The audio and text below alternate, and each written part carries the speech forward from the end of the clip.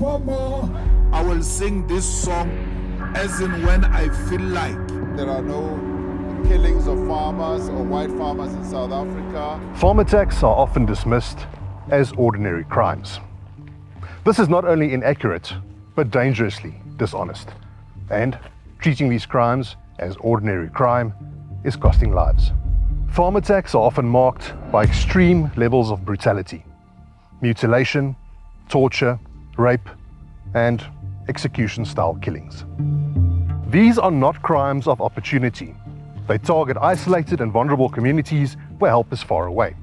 They are often meticulously planned, involving multiple perpetrators, reconnaissance, and coordinated escape routes.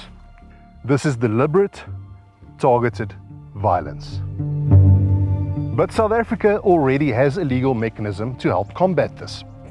The Directorate for Priority Crime Investigation, also known as the Hawks, solely exist to investigate crimes that are organised, violent and destabilising to national security.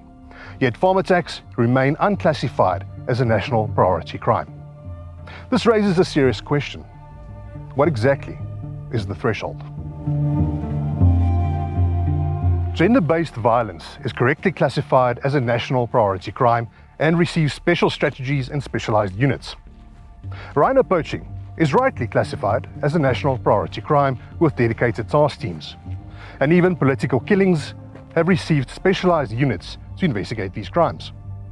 But when farmers and farm workers are tortured and murdered in targeted hits, it suddenly becomes ordinary crime.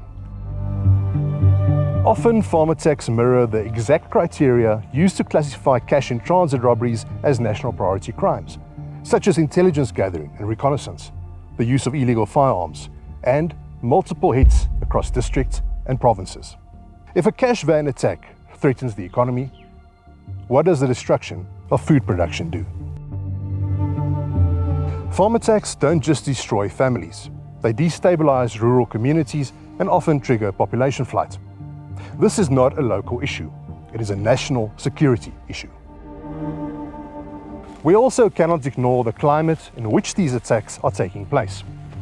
Inflammatory political rhetoric and the glorification of violence creates an environment where farm attacks are normalized. These links must be investigated by specialized units and not left to overburdened rural police stations. Farm attacks are openly incited by politicians, downplayed and denied by government, marked by extreme levels of brutality. And still the Hawks refuse to treat it as a unique type of crime. By refusing to prioritise farm attacks, the DPCI is effectively saying that the violence isn't bad enough and the victims are not important enough. That is why AfriForum is calling on the national head of the DPCI to formally classify farm attacks as a national priority violent crime. We also call on the South African Police Service to formalise cooperation with Farm Watch and Neighbourhood Watch structures to help fight this despicable crime. The law already allows for this. The real question is, why is it still not being done? Lives depend on the answer.